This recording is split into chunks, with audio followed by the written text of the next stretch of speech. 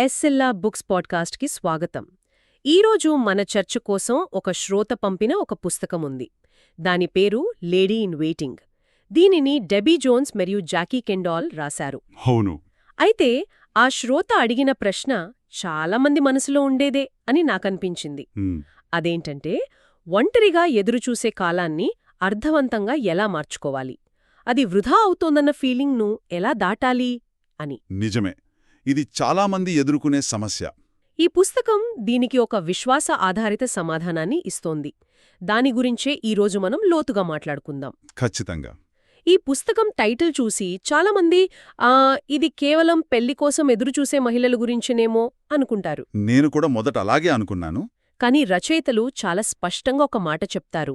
ఇది ఒక మహిళా వైవాహిక స్థితి, అంటే ఆమె స్టేటస్ గురించి కాదు. ఆమె హృదయస్థితి గురించి. ఎగ్జాక్ట్లీ. ఆమె హృదయస్థితి అంటే స్టేట్ ఆఫ్ ది హార్ట్ గురించి అని. ఆమె ఒంటరిగా ఉన్నా, వివాహం చేసుకున్నా, విడాకులు తీసుకున్నా సరే, ఈ సూత్రాలు అందరికీ వర్తిస్తాయి. దీనికోసం వాళ్ళు బైబిల్లోని రూతు గ్రంథాన్ని ఆధారంగా తీసుకున్నారు కదా. అవును. రూతు గ్రంథం ఆధారంగా ఒక దైవభక్తిగల స్త్రీకి ఉండాల్సిన 10 లక్షణాలను చాలా వివరంగా వివరిస్తారు. ఈ పుస్తకంలో నన్ను చాలా ఆకట్టుకున్న ఒక అంశముంది. ఓ, ఏంటది? అలబస్టర్ బాక్స్ అనే రూపకం. అది వినగానే నాకు మొత్తం పుస్తక సారాంశం ఒక్కసారిగా అర్థమైపోయింది. అవును, అది చాలా ముఖ్యమైంది. పూర్వకాలంలో ఒక యువతికి పెళ్లి వయసు రాగానే వాళ్ల కుటుంబం ఒక అలబస్టర్ బాక్స్లో మంచి విలువైన సుగంధ తైలాన్ని పోసి ఇచ్చేవారట. ఆమె కట్నంలో ఒక భాగంగా. అవును. కాబోయే భర్త వచ్చినప్పుడు ఆమె ఆ బాక్సును అతని పాదాల దగ్గర పగలగొట్టి ఆ తైలంతో అభిషేకించి తన గౌరవాన్ని, సమర్పణను తెలియచేసేది. కరెక్ట్. ఈ పుస్తకంలో ఆ అలబస్టర్ బాక్సును మన కలలు, మన ఆశలు, మన కోరికలకు ప్రతీకగా చూపించారు. ఇక్కడ రచయితలు చెప్పే విషయం చాలా శక్తివంతమైనది. అంటే కేవలం మన కలలను దేవునికి ఇవ్వడం కాదు, దాని వెనక ఉన్న ఆలోచన ఇంకా లోతైనది. ఎలా? సాధారణంగా మహిళలు తమలోని ఉత్తమమైన వాటిని, అంటే వారి ఆశయాలు, వారి ప్రేమ, వారి కలలు, వీటన్నింటినీ భవిష్యత్తులో వచ్చే భాగస్వామి కోసం దాచుకోవాలనే ఒక ఒత్తిడిని అనుభవిస్తారు. నిజమే. ఈ పుస్తకం ఆ ఆలోచనను పూర్తిగా తలక్రిందులు చేస్తుంది. మీ జీవిత పరమార్థం హోల్డులో లేదు. మీలోని ఆ ఉత్తమమైన అలబస్తర్ బాక్సును ఒక మనిషి కోసం కాకుండా ఇప్పుడే, ఈ క్షణంలోనే ఏసుపాదాల చెంత పగలగొట్టాలి. దీనినే వారు సంపూర్ణ సమర్పణ లేదా రెక్లెస్ అబాండన్మెంట్ అంటారు. వావ్! ఇది చాలా శక్తివంతమైన ఆలోచన కదా. అవును. అంటే మన జీవితంలోని అత్యంత విలువైన దాన్ని ఒక మనిషి కోసం కాకుండా ముందు దేవునికి సమర్పించాలి. ఆ సమర్పణలోనే మనకు అసలైన సంపూర్ణత దొరుకుతుంది. ఖచ్చితంగా. మనం రూతు జీవితంలో సరిగ్గా ఇదే చూస్తాం. ఆమె తన దేశాన్ని, ప్రజలను, తన దేవతలను, భవిష్యత్తు భద్రతను అన్నింటినీ వదిలేసి నయోమితో పాటు ఆమె దేవుణ్ణి వెంబడించింది. అది సంపూర్ణ సమర్పణకు ఒక గొప్ప ఉదాహరణ. ఈ సమర్పణ నుంచే మరో ముఖ్యమైన ఆలోచన వస్తుంది. కొలసీయులు 2:10లో చెప్పినట్టు, క్రీస్తునందు మీరు సంపూర్ణులై ఉన్నారు. అవును. నిజమైన సంతృప్తి, ఆ సంపూర్ణత అనేది పెళ్లిలోనో మరో వ్యక్తులోనూ దొరకదు. అది క్రీస్తుతో ఉన్న సంబంధంలోనే దొరుకుతుంది. ఇక్కడే నాకో ప్రశ్న. మన సినిమాల్లో, పాపులర్ కల్చర్లో నువ్వు నన్ను పూర్తి చేశావు మని యు కంప్లీట్ మీ అనే మాట చాలా ఫేమస్. అవును, చాలా వింటాం. మరి ఈ పుస్తకం ఆ ఆలోచనకు పూర్తిగా వ్యతిరేకంగా మాట్లాడుతోందన్నమాట. మరి ఒకరినొకరు కంప్లీట్ చేసుకునే బంధానికి, ఒకరికొకరు కాంప్లిమెంట్ చేసుకునే బంధానికి అసలు తేడా ఏంటి? చాలా మంచి ప్రశ్న అడిగారు. చూడండి, నువ్వు నన్ను పూర్తి చేశావు అనే ఆలోచన వెనుక ఒక అసంపూర్ణత, ఒక అవసరముంది. అంటే నాలో ఏదో లోటుంది, దాన్ని నువ్వు పూడ్చాలి అన్నట్టు. సరిగా. ఇద్దరు అసంపూర్ణ వ్యక్తులు కలిసి తమలోని లోటును ఒకరితో ఒకరు పూడ్చుకోవాలని చూస్తున్నారు. ఇది ఒకరిపై ఒకరు అనారోగ్యకరంగా ఆధారపడటానికి దారితీస్తుంది. ఓకే. కాని ఈ పుస్తకం ఏం చెబుతుందంటే, ఒక మహిళ తన భర్తను పూర్తి చేయడానికి కాదు, అతనికి సహాయకురాలిగా, అంటే కాంప్లిమెంట్గా ఉండటానికి సృష్టించబడింది. కాంప్లిమెంట్ అంటే ఉన్నదానికి మరింత బలాన్ని, అందాన్ని చేకూర్చడం. ఇది ఎప్పుడు సాధ్యమవుతుంది? ఆమె ఇప్పటికే క్రీస్తులో సంపూర్ణంగా ఉన్నప్పుడు మాత్రమే. అప్పుడు ఆమె తన భర్త జీవితంలోకి ఒక అవసరంతో కాదు, ఒక బలమై ప్రవేశిస్తుంది. సరే, ఇది సిద్ధాంతపరంగా వినడానికి చాలా బావుంది. దేవునిలో సంపూర్ణత కనుగొనాలి, బంధంలో సహాయకురాలిగా ఉండాలి. కాని ఆచరణలో ఒంటరిగా ఉన్నప్పుడు రోజులు గడపడం ఎలా? ఆ సమయంలో ఏం చేయాలి? హ్మ్. ఈ పుస్తకంలో శ్రద్ధగల మహిళ లేడీ ఆఫ్ డిలిజెన్స్ గురించి చెప్పారు కదా. అయితే దీన్ని చదివిన కొందరు అమ్మో నేనింకా ఏదో చెయ్యాలి, సమయాన్ని వేస్ట్ చేస్తున్నాను అని ఒక రకమైన ఒత్తిడికి గురయ్యే ప్రమాదం లేదా? ఇది చాలా సహజమైన సందేహం. కాని రచయితల ఉద్దేశం అది కాదు. వాళ్ళు ప్రొడక్టివిటీ పోటీ పెట్టాలని చెప్పట్లేదు. మరి ఉదాహరణకు రూత్నే తీసుకుందాం. అవును. ఆమె బేత్లెహెముకు వచ్చిన వెంటనే అయ్యో నా భర్త చనిపోయాడు, నా బతుకేంటి అని బాధపడుతూ కూర్చోలేదు. అవును, వెంటనే పనిలోకి వెళ్ళింది. ఆమె వెంటనే క్రియాశీలంగా మారింది.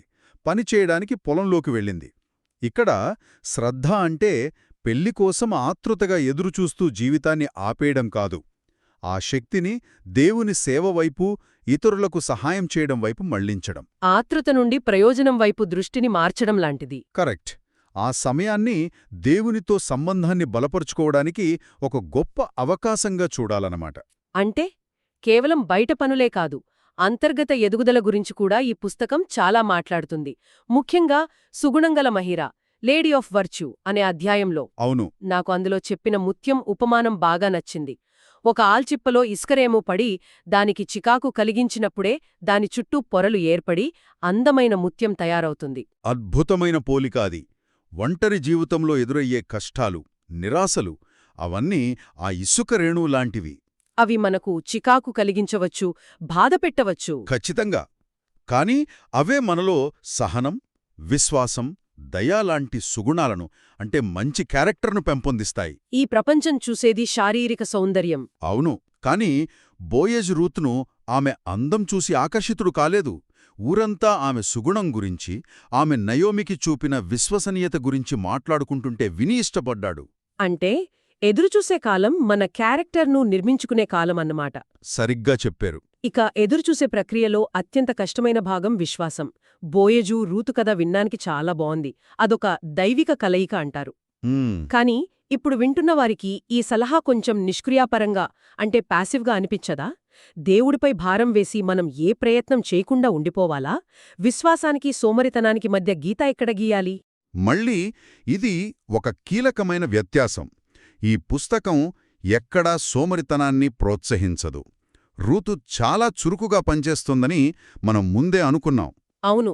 ఇక్కడ విశ్వాసం అంటే పరిస్థితులను మన చేతుల్లోకి తీసుకుని వాటిని బలవంతంగా మార్చడానికి ప్రయత్నించకపోవడం. నయోమి ఇద్దరు కోడళ్ల మధ్య తేడా చూద్దాం. ఓర్పా తర్కంతో ఆలోచించింది. లాజికల్గా మోయాబుకు తిరిగి వెళ్తే నాకు పెళ్లయ్యే అవకాశాలు ఎక్కువని లెక్కలు వేసుకుని వెళ్ళిపోయింది. అది సరైన నిర్ణయమే. కాని రూతు భవిష్యత్తు ఎలా ఉంటుందో తెలియకపోయినా విశ్వాసంతో నయోమి దేవుణ్ణి వెంబడించింది. ఆమె కావాలని బోయజు పొలానికి వెళ్లలేదు. ఆమె కేవలం తన పని తాను చేసుకుంటూ వెళ్ళింది. దేవుడు సరైన సమయంలో సరైన వ్యక్తిని ఆమె జీవితంలోకి తీసుకువచ్చాడు. అంటే విశ్వాసమనేది చురుకైన నమ్మకం, నిష్క్రియమైన ఎదురుచూపు కాదు. ఇది సహనంగల మహిళ అనే లక్షణానికి దారితీస్తుంది. అవును, లేడీ ఆఫ్ పేషెన్స్. దేవుని సమయం కోసం ఓపికగా ఎదురుచూడ్డం. తొందరపడి మనమే సంబంధాలను వెతుక్కుంటే దేవుడు మనకోసం ఉంచిన ఉత్తమమైన దాన్ని కోల్పోయే ప్రమాదముంది. అంటే సహనమంటే ఏమీ చెయ్యకుండా ఉండటం కాదు. దేవుడు తన పని చేస్తున్నాడని నమ్ముతూ మనం చేయాల్సిన పనిని మనం శ్రద్ధగా, సుగుణంతో చేస్తూ ఉండటం. ఎదురుచూపు ఒక శిక్ష కాదు, అదొక తయారీకాలం, ఒక ప్రిపరేషన్ పీరియడ్ అని ఈ పుస్తకం మనకు గుర్తు చేస్తుంది. మొత్తంగా చూస్తే ఈ లేడీ ఇన్ వెయిటింగ్ మన దృష్టిని పూర్తిగా మార్చేస్తుంది కదా. అవును. నాకు కాబోయే భర్తెక్కడా అనే ప్రశ్న నుండి నేను దేవుని కోసం ఎలాంటి మహిళగా మారుతున్నాను అనే ప్రశ్న వైపు మన ప్రయాణాన్ని మళ్లిస్తుంది. కరెక్ట్. మన జీవితంలో ప్రధాన దృష్టి దేవుడైనప్పుడు మిగతావన్నీ వాటంతటా అవే సరైన స్థానంలోకి వస్తాయని ఒక బలమైన సందేశమిస్తుంది. అంతిమంగా ఈ పుస్తకం చెప్పేది కూడా అదేనేమో? అవును, అంతిమంగా చెప్పేది ఒక్కటే. శ్రద్ధ, సుగుణం, విశ్వాసం, సహనం వంటి లక్షణాలను పెంపొందించుకోవడం ద్వారా ఒక మహిళ దేవుడు తన కోసం ఉద్దేశించిన ఉత్తమమైన జీవితానికి, అది వివాహమైనా కాకపోయినా, సిద్ధంగా ఉంటుంది. ఆ తయారీలోనే అసలైన ఆనందం, సంపూర్ణత ఉన్నాయి. ఈ పుస్తకాన్ని తీసుకుని చదవండి, దేవుని ఆశీస్సులు పొందండి. విన్నందుకు ధన్యవాదాలు. మరిన్ని విషయాల కోసం మా ఛానల్కు సబ్స్క్రైబ్ చేసుకోండి.